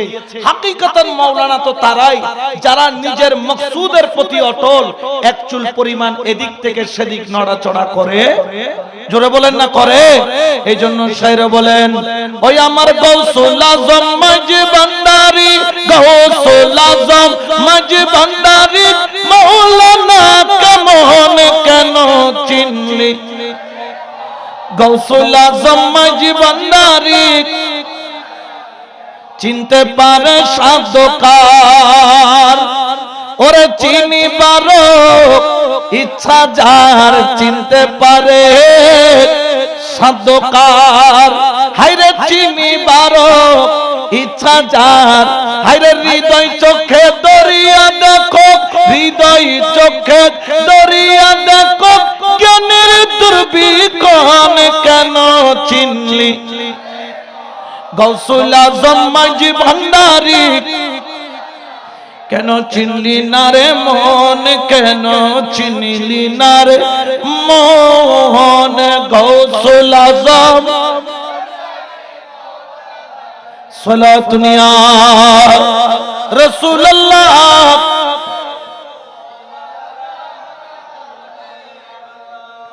যারা ওলি আল্লাহ চিনেছেন তারা দামি বলেছেন, যারা চিনতে পারে নাই তারা হচ্ছে কি দুনিয়া তো মরা খবরেও মরা হন, আর দুনিয়া তো মরা কবরেও। আপনি মাইজবান্ডার যাবে, একটা সুন্দরপুর জায়গা আছে ফটিকছড়িতে, হযরত আমিনুল্লাহ সুন্দরপুরি রহমাতুল্লাহ আলাইহি, ওনার রওজা মুবারক ওইখানে রয়েছে। আমি ওনার মাজারে মাহফিল করেছি, জিয়ারত করেছি। ওনার কবর, উনি হযরত কেবলার সুহবত পেয়েছেন, উনি বাবা ভান্ডারী কেবলার সুহবত পেয়েছেন। সুবহানাল্লাহ। ইতারার নজর যারা পাই দাম কই মিনা বাইজি। আমিনুল্লাহ সুন্দরপুরি রহমাতুল্লাহ আলাইহি উনি বড় জাইয়্যিদ আলেম ছিলেন। আজকে মাইজ ভান্ডার নিয়ে অনেক ধরনের কথা বলেন, লজ্জা লাগে, শরম লাগে যারা এই ধরনের কথা বলে। বড় বড় আলেম সব মাইজ ভান্ডার গিয়ে নিয়ামত হাসিল করেছেন, হযরত কেবলার সুহবতেও ছিলেন, বাবা ভান্ডারী কেবলার সুহবতেও ছিলেন। ওনাদের খেদমতে থেকে উনিও ইন্তেকাল করেছেন। কিন্তু দেখেন ইন্তেকালের 18 মাস পরে উনি ওনার সন্তানকে স্বপ্নে দেখায়, বেটা তুই ঘুমাইতেছস তো আরামে, কিন্তু আমি কবরে তো আরামে ঘুমাইতে পারতেছি না। আমার রিয়াজতের, আমার ইবাদতের, কবরতে ইবাদত নাই, কিন্তু ওলি আল্লাহর এটা অভ্যাস, তারা ইবাদত করে। এই জন্য নবী যখন মেরাজে গিয়েছিলেন, লাল পাহাড়ের মধ্যে মুসা পয়গম্বরের মাজারে দেখেছিলেন তিনি আযান এবং ইকামতের সাথে নামাজ পড়তেছেন। অর্থাৎ কবরে গেলে নামাজের দরকার নাই, কিন্তু এটা এদের অভ্যাস। বলে আমার কবরে আমার অসুবিধা হচ্ছে, আমার মাওলার প্রেমে আমি ডুবে রয়েছি, আমি পেরেশানিতে আছি। সন্তান ডাক দিয়ে বললেন, বাবা কি পেরেশানি একটু বলেন। তখন বলতেছে, বাবা তুমি তাড়াতাড়ি আমার কবরটা ভেঙে ফেলো, আমাকে কবর থেকে তুলো, যদি পারো আমার কবরটা 2 হাত মাটি দিয়ে ভরায়া দাও। সুবহানাল্লাহ।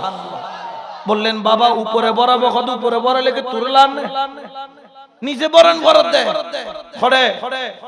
এখন নিচে ভরানোর জন্য কবর কি বন্ধ রাখতে হবে না খুলতে হবে? আচ্ছা সময় গেছে 18 মাস। কয় মাস? 18 মাস পরে যদি কারো কবর খুলে কিছু পাওয়া যাবে? হাড্ডি বাদে কিছু পাওয়া যাবে? কাফনের কাপড় পর্যন্ত পৌঁছে যাবে? 18 মাস। বললেন, বাবা কেন?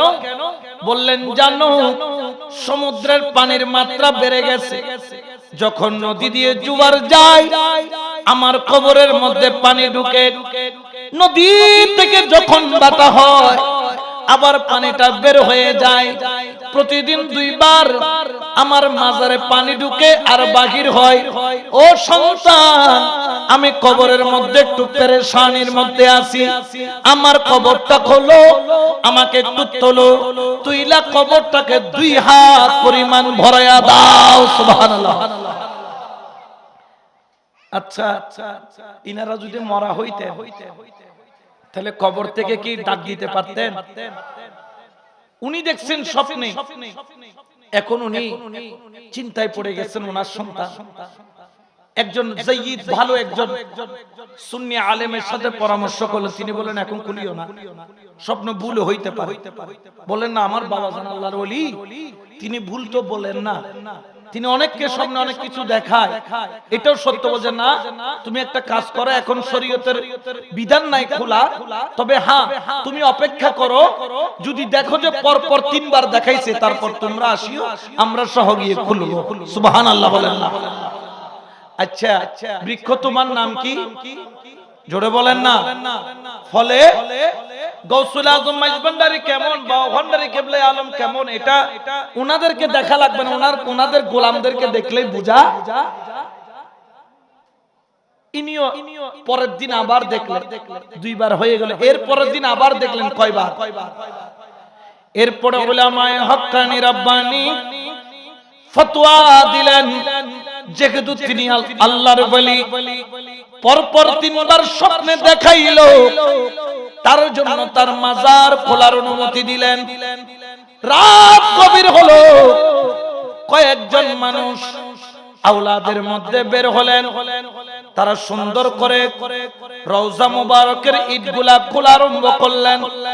সেখানে অনেক বড় বড় আলেম, তারাও মনে মনে ভাবতেছে মাইজবান্ডার হক নাকি না হক প্রমাণ হয়ে যাবে।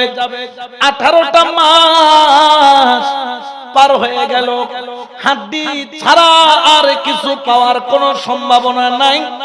যখন ওই কবরটার ইটগুলা খোলা হলো, একটা একটা করে খুলে খুলে ইটগুলা সরানো হলো, মাটিগুলা যখন খনন করে রাত নিশিরাত্রে উনার মাজার থেকে মাটি খোঁড়ার সাথে সাথে মেশক আম্বরের খুশবু বাহির হওয়া আরম্ভ করে, বড় করে বলেন সুবহান। আর যখন খুশবু বাহির হয়, আওলাদের অন্তরটারও মজবুত হয়ে গেল। তিনি বুঝতে পারলেন খুশবু বাহির হওয়ার অর্থ হলো তিনি সেখানে জিন্দা। ওরে কবরের মাটিগুলো কুড়লো, করতে করতে করতে করতে বাঁশ পর্যন্ত গেল। বাঁশের গুড়ি একটা একটা তুলে, আর যখন তুলে কলমা পড়ে, বাঁশের গুড়ি কলমা পড়তে পড়তে তুলে, দরুদ শরীফ পড়তে পড়তে তুলে, যখন তুললো, সন্তান যখন কবরে নামলো, দেখে কাফনের কাপড় যেমন সাদা তেমন সাদা রয়ে গেল, কিন্তু কবরটা ভিজা, অর্থাৎ পানি সেখানে ভরে রইলেন। তিনি ওই আল্লাহর ওলির লাশ মুবারক যখন তার ওই কাপড়খানা তুলে যখন চেহারাটা দেখলেন, দেখতেছেন হযরত আমিনুল্লাহ শাহ সুন্দরপুরী রহমাতুল্লাহ আলাইহি দাফন করার সময় যেই রকম তরতাজা ছিল, 18 মাস পরে চেহারার মধ্যে একটা কালো দাগও পড়ে নাই, যেন আরো কাঁচি হলুদের মতো সুন্দর হয়ে গেল। আল্লাহু আকবার।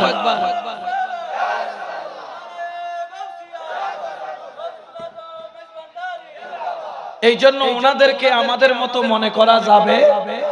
গৌসুল আজম মাইজভান্ডারী কেমন, এটা ওনাদেরকে দেখার দরকার নাই, ওনাদের গোলামদেরকে দেখলে বোঝা যায়। কারণ ওনাদের পাওয়ার কেমন, ওনাদের সাথে মুনাজারা করার জন্য আজকে থেকে নয়। আমাদের বেঙ্গুরা নাম শুনেছেন, বোয়ালখালীতে একটা বেঙ্গুর আছে না, হযরত কিতাব চরি রহমাতুল্লাহ আলাইহি ওনার মাজার সেখানে তিনি 16 সন্দুক কিতাব নিয়ে গেছেন। 16 সন্দুক কিতাব মাইজভান্ডার দরবার শরীফে গেছেন গৌসুল আজম মাইজভান্ডারীর সাথে মুনাজারা শুধু করার জন্য। আরে বাবা, যেখানে আল্লাহর ওলির বেলায়েতের নিয়ামত থাকে, ওখানে তোমার দুনিয়াবি ইলম কোনো কাজে আসে? জোরে বলেন না আসে? এই যে বাবা গৌসুল আজম মাইজভান্ডারী কিবলা আলমের আওলাদে পাক, রহমান মাওলার আওলাদে পাক, ওনাদেরকে দেখলেই তো বুঝা। আমি অনেক বাতিলকে দেখেছি যারা মুনাজারা করতে গেছেন, চেহারা দেখে মুনাজারা শেষ। শুধু কি দেখছেন? চেহারা চাইরা হদি বলে কি মুনাজারা করছো? কারণ যত দেখির তত কিলা, বালালার যত দেখির তত মোহাব্বত কমে না বাড়ে। আরো জোরে বলে না কমে না বাড়ে। এই জন্য তো শায়রা বলেন, তোরা দেখলে ছবি পাগল হবি, হায়রে ঘরে রইতে পারবি না। 18,000 আলমেতে, 18,000 আলমেতে আমার হযরত কেবলা মাওলানা, দেখলে ছবি পাগল হবি। সুবহানাল্লাহ। এই নিয়ামতটা ওনাদেরকে দিয়েছেন কে? আল্লাহ। বড় বড় জামাতের বড় বড় আমির পর্যন্ত আমি দেখছি এই ইয়াতে আপনার রাঙ্গামাটিতে শিবিরের বড় ক্যাডার মাইজভান্ডার দরবার শরীফের জন্য দেওয়ানা। আমি কইলাম তুই কেন দেওয়ানা হইলে? হুজুর কিছু না, শুধু চেহারা কেন একবার দেখিনি, দেখানোর পর তুমি ঘুম বালানোলার, খানা বালানোলার, বাদ বালানোলার, বউ বালানোলার, বুয়া বালানোলার, খালি চোখ বন্ধ করলি বের মুস্কি আসেন চেহারাত ভাই। সুবহানাল্লাহ। এতটুকুই যথেষ্ট। কারণ ওনারা নজর অনেক দামি। তো 16 সন্দুক কিতাব নিয়ে মাইজভান্ডার গেছিলেন মুনাজারা করার জন্য আল্লামা কিতাব চরি রাহমাতুল্লাহ আলাইহি। এখনো ওনার 2টা সন্দুক, 16 সন্দুকের মধ্যে 2টা এখনো আছে। আমি দেখছি এত বড় সন্দুকগুলো, এরকম উঁচা কাঠের সন্দুক। মুনাজারা করার জন্য 16 সন্দুক কিতাব নিয়ে গেছেন। যাওয়ার পরে গৌসুল আজম মাইজভান্ডারীর দরবারে গিয়ে কিতাবের বহর মানে আলেম ডরগো গুরুও না ডরগো, এটা যত ডর আলেম যে বুঝক, যত গুরুই তেরবে নিয়ামত তত আজিবে ঢর হয়ে যাবে যত তত কি বুঝে গুরুই বুঝে 16 সুন্দর কিতাব জিজ্ঞেস করলেন तुम कौन हो मैं मौलाना किताब छरी अच्छा क्यों आए हो आपके साथ मुनाजरा करने के लिए मुनाजरा करवा ठीक है मुनाजरा शुरू करो मुझे हजरत रुकिए मेरा 16 सिंधु किताब बाहर पड़ा है 16 सिंधु किताब বাইরে রেখে আসছি গাড়ি থেকে নামে আনতেছে मुझे ले आओ तुम्हारा किताब আনছেন আনার পরে বলে খুলো সন্দুক কো খুলো সন্দুক কে খুলো সন্দুক যখন খুলে এক নাম্বার সন্দুক খুললো দেখে সন্দুক আছে কিন্তু সন্দুকের ভিতর কিতাব ইবে হদ মনে উগ্গ খাইলে সিধার কি 16 কি উগ্গ খাইলে হইল আর 15 কি আছে বড় আছে এনে তার সাবি দিয়ে আর গজাতে কুলি দেখে তো খুদা 2 নম্বরই বো কি এলে কুলতে কুলতে 16 কুলি বিয়া কর হযরত কেবলা মুস্কি মুস্কি আসি হদে মুনাজারা নকরিবে না এখন ইবে তো বুঝিতের কি ইবে বুঝিতের কি কিতাব তো দাইনি উগ্গ নইলে বুলাই তারা 16 কেন বুলো 16 সিন্ধুক তো কিতাব বড়াইনি আইনি যে কিতাব ব্যাকপ্যাক গজ্জি দলিলের কিতাব সারা মুনাজারা গজ্জুম কেন তো হযরত কেবলা মুস্কি হাসি এর হদ অফুত কিতাব তো বহুত আইনো কিন্তু গোতো তোমার বক্সন মধ্যে নাই আর গো কিতাব আছে তোমার ঘরাই মেকানা লইবে না কিতাবই বে ইবে হদ বাজান ধন না চাই কিতাব বুঝিত পাইছি এটা বুতর কোন একখান ওর ভুল ত্রুটি আছে তো হযরত কেবলা মাহরুম ন করে লগে লগে সিন আল্লাহ বাজাই লাগি সুবহানাল্লাহ নাওয়া সিন আল্লাহ বাজাই লাগানোর দেরি আমার গৌসুল আজম মাইজভান্ডারি কিবলা আলম ওরে সিনার সাথে লাগানোর দেরি ওই আশেক মাওলানা কিতাব শরীফ হাউমাউ করে কান্না করা আরম্ভ করলো দুই চোখের পানি জরজরায়া সারা আরম্ভ করলো সেরে মুর্শিদের কদম ধরে বলে মুর্শিদ অনিদানের মাওলা রে এই দাসরে কবুল করলানি সুবহানাল্লাহ নাওয়া কিরে বুঝ মুনাজারা না করিবিনি কত বাজান কি মুনাজারা গজ্জুম দা অনর কদমত একখানা কবুল করিলন না কেন কেন কেন তুই না মুনাজারা করতে আসলি ডাক দিয়া বলে হযরত কেবলা রে তোমার সিনার সাথে আমি গুনাহগারের সিনাটা লাগানোর দেরি ও হযরত কেবলা আল্লাহর জাতের কসম করে বলি চোখ খুললে তুই হযরত কেবলারে দেখি আর চোখ বন্ধ করলে মদিনা ওয়ালা দেখি আজকে তো এমন কিতাব আমি পড়ছি যে কিতাব দিয়ে মদিনা ওয়ালা দেখা জোরে বলে না যায় কি যায় না এইজন্য শায়র বলেন মদিনার গোলামি আমায় দে ও হযরত কেবলা মদিনার গোলামি মদিনার গোলামি আমায় দে ও বাবা জান কেবলা মদিনার গোলামি সোনা চাঁদি রূপা চাই না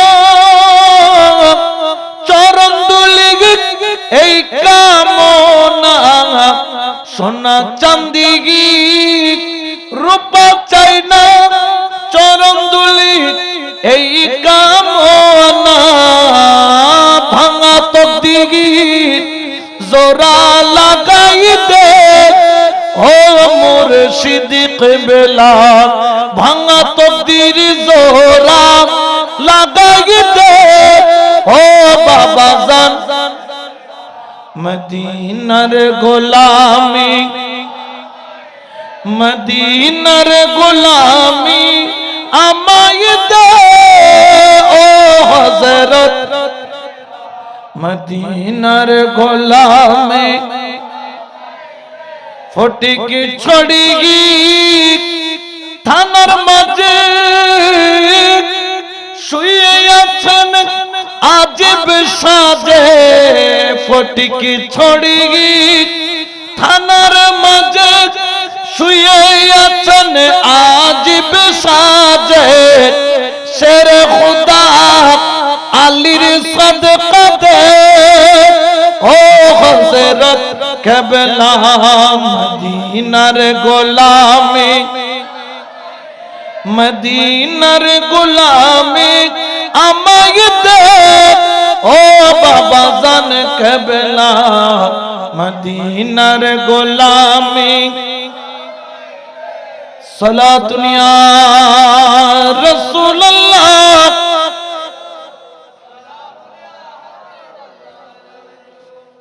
ষোলো সিন্ধু কিতাব চলে গেছে, কিন্তু এমন এক কিতাব দান করছেন যে কিতাব পাইলে আর কোন দুনিয়ার কোন কিতাবের মুহতাজ হওয়া লাগে, জোরে বলেন না মুহতাজ হওয়া লাগে। সেই কিতাবের নাম হলো দয়াল নবী রাহমাতাল লিল, আরো জোরে বলেন না দয়াল নবী রাহমাতাল লিল। ওই কিতাব যার ভিতরে আছে ওই ব্যক্তি হলো বাহারুল উলুম। ওই কিতাব যার ভিতরে আছে ওই ব্যক্তি হলো ওলিয়ে কামেল। ওই কিতাব যার ভিতরে আছে সে দুনিয়ারও বাদশা, সে আখিরাতেও বাদশা। ওই কিতাব যার অন্তরে আছে সে দুনিয়াতেও ধনী, সে আখিরাতেও ধনী। ওই কিতাব যার অন্তরে আছে সে দুনিয়াতেও বায়াত করাইতে পারে, আখিরাতে পার করাইতে পারে। আর ওই কিতাব যার মধ্যে নাই বলতে বংশু ইবের নাম কি বংশং, ইবের হাতে গেলে তুই কিছুই নাই, এটা আইবে যাইবে খাইবে ঘুরিবে, ঠিক কি না? এই জন্য একজন কামেল পীর কামেল মুর্শিদ অবশ্যই সোহবতে যাবেন, আল্লাহর ওলির সোহবতে থাকবেন। কারণ আল্লাহর ওলির সোহবত যদি আপনি না নিতে পারেন, খেয়াল রাখবেন আল্লাহ পাওয়া যায় একমাত্র ওলি আল্লাহর দরবারে। সুবহানাল্লাহ হইবেন না? এড়ে বহুতে কাটিল দূরতে আছে না আতার দে খুদারে তোয়াই বেল্লা বলি মসজিদুর বারান্দায় বারান্দায় 30 বছর 40 বছর গিয়ে গো দে বুড়ো গিয়ে গো তো কাটিল এই মসজিদের তুল ও মসজিদ ওই মসজিদের তুল ইতো মসজিদ গেলে আল্লাহ মসজিদে চলে মানে তা আল্লাহরে কি নফা ও বুড়ো বিয়ে গাটি লইলে ঘুরতে লাগবো তোয়াই কা নভাইতে লাগবো কত নহই ও আয় আতাই দিয়ে তোয়াই না ভাই দে আহদি বালা জায়গাটা তো তো তোয়াই বেবে কত খড়ে আহদি বে তোয়াই বেল্লা বলি ওকে ম্যাগনেট লাগে, ম্যাগনেটের নাম কি? কত ওলি আল্লাহ। সুবহানাল্লাহ। ম্যাগনেট যে লোয়া ধরে ওলি আল্লাহর সোহবতত গেলে মাওলার কানেকশন মিলে। সুবহানাল্লাহ।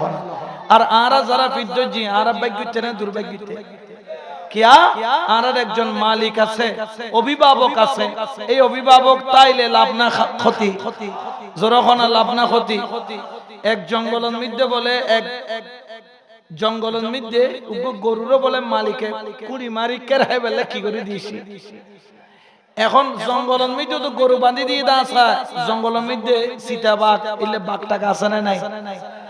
এখন ভিতর জঙ্গল তুন কিদার জ্বালাই বাঘ বাইরে ডেনে বামে যাতে খানা তোয়ার দেখে তো গলা তো রশি আছে এনে দেরি ন করে যাইরে গরুই বেরে দড়ি বেল্লা বলি পিছদি এন দূর মাঝি গরুও যাতে বাঘ দেখি গরু কি বই দেখি রে রশি সিরিয়ে কি বে জিতো গরু দূরের আগে বাঘ দূরের পিছে। এখন দূরের দাসা দুইতে দুইতে দুইতে দুইতে গরু আর রাস্তার দিকে দিয়ে এক ফাল ফাল দিয়ে দেওয়া খুদুন ফুয়ন মিকে খালাস না নাই और আছে দে এ হাড়ু রুবে এডে হালর ইন্দি যাইরে ফারর মিদে এন গারা গাজি গরু আর লরি বাগে হদিয়া যাবে হড়ে বাগে ফাল মাইজি, কিন্তু গরু তুন আর দুইয়া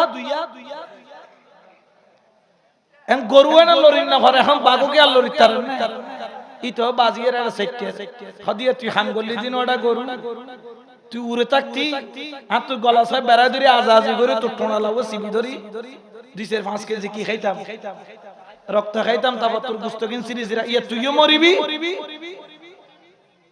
ইয়ে দুজন তো গে বাজি এখন খড় কেন বুইয়া তো গরু হয়ে মুসকে মুসকে আসে খদ্দা খদ্দা আয় বাইজি দিন তুই বাইজুস দে খদমা কিয়া তুই বাইজুস মানি খদা তুই বাইজুস মানি ন বুঝন না খদাই বাঘ আয় তুই গরু বাজি কি যাবি কই আয় আয় বাঘ বাজি দেম কো মানে কি খদ্দা ওটা বাঘ যদিও বা তুই ফালওয়ান মিকে দার কি তো তোর নৌকা আছে দার কি, থাবা আছে দার কি, দাঁত আছে দার কি, কিন্তু খেয়াল রাখ আত্মনৌকো মালি জিবে আরে বেন্নে বজরত কুড়ি গাড়ি বাঁধি দিকে ই বাজুই না আরে নিতে হইব যাতে নোয়াই পাইবু এতে আরে খালে বিলে টস মারি মারি যাতে তুয়াইবু এতে তারে তো খালর কিনে রাজিয়ে না পাইলে খালিয়ে ভাইবু দা সারা তো রশি ধরে টানি তুলিব, কিন্তু আর তুলিবার আগে তোর মাথা সে বুকি মারিব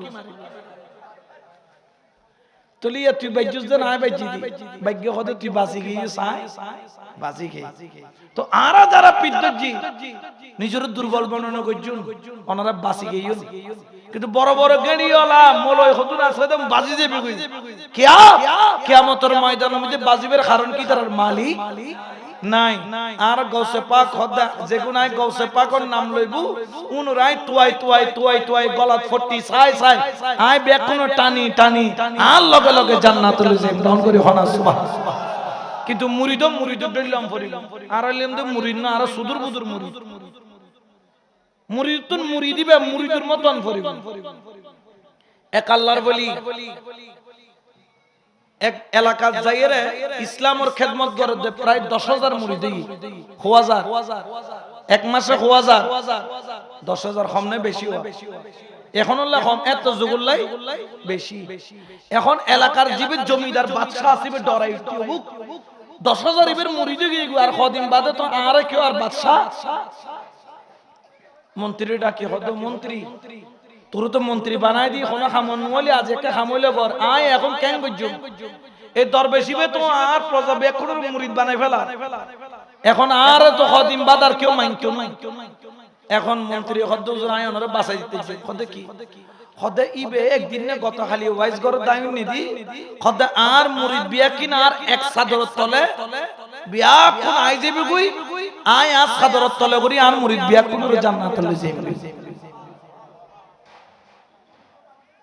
ইবের গেন্ডির যে আজ সাদরিয়ান দেখি দে বেশি তলে লম্বা বুদে সুয়া হোয়াত ফাতারিকে বুদে তিনা এই এত বড় সাধারণ নিচে 10,000 মুরিদ বিয়া কোন কেন করে আড়াইবু ইন আরাত না কেন যদি প্রশ্ন করন দই ওয়া দরবেশ তুই ওয়াইজ গজি 10,000 মুরিদ বিয়া তোমার সাধারণ নি ছাড়ি যাবে 10,000 বেক আড়াই ফেললে আই 500 তোমার কি জিন্দগি এচানা হতো সুয়াদ ভাই তিনা সাধারণ ভিতর 10,000 মানুষ গলে তারিব না ইয়ানো থারিব না গদি ইয়ানোর ভিতরে বাদশা হদ তোর বুদ্ধি তো ঠিক আছে দেখি হদওয়া অনওয়াইজ পর্যন্ত অনন মুরিদ বিয়া কম বলে অন বলে এক সাধারণ নিচে লই আইবেন এখন অনে জানিবেন হইউন অন তো ওলি মানুষ অন দ্বারা তো মিছা কথা কোন সম্ভব না আর একখানা দেখাইবেন না 10,000 মুরিদ বিয়া কোন অন সাধারণ নিচে কেন করি আনো অনর যেগম মুরিদ আর একখানা সাইতাম স্যার যদি অনে আনি পারন দই তাহলে আমি বাদশা অনন মুরিদ হইউম আর অন আনিন না হইলে অনতুন এলাকা সারি কি গরম করিব আল্লাহর ওলি কিছুক্ষণ বাদে কত পাইজুম কত তোলে আনো কত এখন না 3 দিন কিলাইবু বাদশা হদাচ্ছি 3 দিন হলে 3 দিন সময় দেওয়া হলো 3 দিন প্রথম দিন যখন রাত্রি বেলা হলো ওই বাদশা রাজপ্রাসাদের মধ্যে অন্দর মহলের মধ্যে একটা আওয়াজ উঠলো চোর চোর চোর আওয়াজ উঠছে কি তো মানুষে যদি মাইক্রো সিলে দে সরাইছি ডাকাইতেছি এটা কেউ ঘুম যাইব না বেকন উড়ি কি তো আইব এখন সেরিমিকের সৈন্য বেক আইরে ডাকাইতরে কি করিবিলি এখন গিরিবের একজনে যে সম্বল দি সিবি ধরি সম্বলের ভিতর কি করিবিলি প্যাকেট করিবিলি এখন প্যাকেট করি তো বাঁধি রেখি বাদশাহী আইরা হদওয়া সুররা কেন খনে কেন চায় না ও খোদা সম্বল যাতে কুল্লি দেখে তো ফিরে খামে জিবে 10,000 মুরিদের খড়া আনিব সাধারণ নিচে এখন দেখে তো ফিসাব ইবে কি সুর হন আওয়া ফিসাব কি বাদশা কিটকিরে আসি হদ ফিসাব তুইটা ইজ্জুলে যেগুতে তিয়া তো তোর ইজ্জত সম্মানো বাদশা হতন কে ছিল বালাগরি কেসি টেসি মানে পিড়ি টিড়ি অরানো হদ একটা হাসগর ইবারে সুন্দর করে ফাঁসি লটকাই দে হদে ন ও বাদশা যাব না ভুল করতে লাগুন হদে কি কদে আয় বন্ধ দে ইয়ে না তো অনে যাইন্য না আর অনসৈন্য যাইনি দেন এলাকার মানুষ তো জানানোর দরকার নেই আর 10,000 মুরিদ খালি যদি আইয়ের কয় আর বাজানোর তুই ফাঁসে পেলে তাহলে বেকুন তোমার এলজাম দিবে কে হাজ করো আরে আগামী খালি বাজারের মধ্যে তুলো বেকুনের সামনে হয়তো আয় চুরি ধরা খায় বাদশা হয়তো তুই শুরু হইলে তুই ইমানদার তোর বুদ্ধি তো ফার্স্ট ক্লাস এখন পরের দিন বাজারে তুললি তুলনার বাদ দি আর ট্যাং সাইরওয়ান বাঁধি যেতে তুলি কুড়ি গুলো বাঁধি খদিবে তোমার হিসাব চোর গত খালি রাতে চুরি করতে যে কি খাই এই যে মানুষ ইবারে ফাত্তর মারের কেউ সোয়ার মারের কেউ জুতা মারের মাইতে মাইতে মাইতে মাইতে বেরে শারীরিক ক্ষেত্রে অবস্থা খারাপ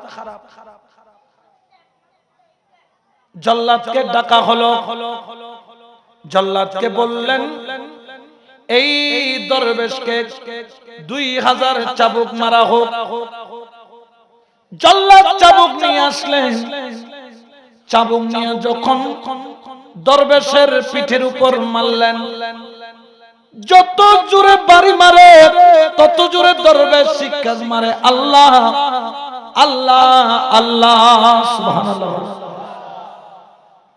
2-4-10টা বাড়ির পড়ে ওই দরবেশের পিঠ ছিঁড়ে রক্ত বের হয় দরবেশ বাড়ি সহ্য করতে না পাইরা জমিনের মধ্যে বসে পড়লেন দরবেশের মাথাটা ঝুঁকা দিলেন আর বাড়ি সহ্য করতে পারে না হঠাৎ করে দেখা গেল চারদিক থেকে 4 জন মুরিদ আইসা পীর সাহেবকে ঘিরে ধরলেন বললেন বাদশারে আমি হলাম ওনার মুরিদ যদি উনি চোর হয় অপরাধ হয় ও বাদশা আমরা ওনার মুরিদ আমরাও বড় অপরাধী কেন চোরের কাছে মুরিদ হইলাম উনাকে একদিনের জন্য হলো মুর্শিদ ডাকছি ও বাদশা উনার বাকি চাবুকের বাড়িগুলা আমাদের পিঠে মারো সুবহানাল্লাহ কয়জন এন যেতে হই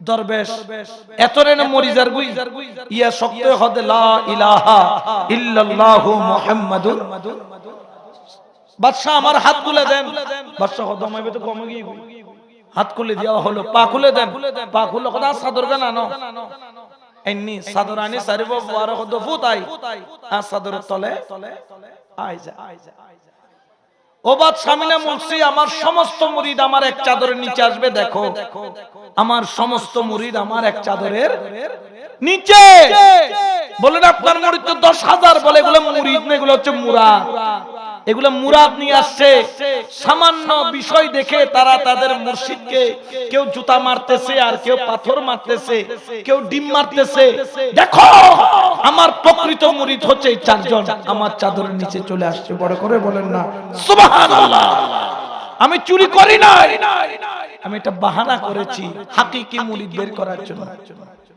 এই জন্য ওলি আল্লাহর সোহবতে থাকলে ধৈর্যের সাথে থাকবে অনেক পরীক্ষা আসবে অনেক বিষয় হবে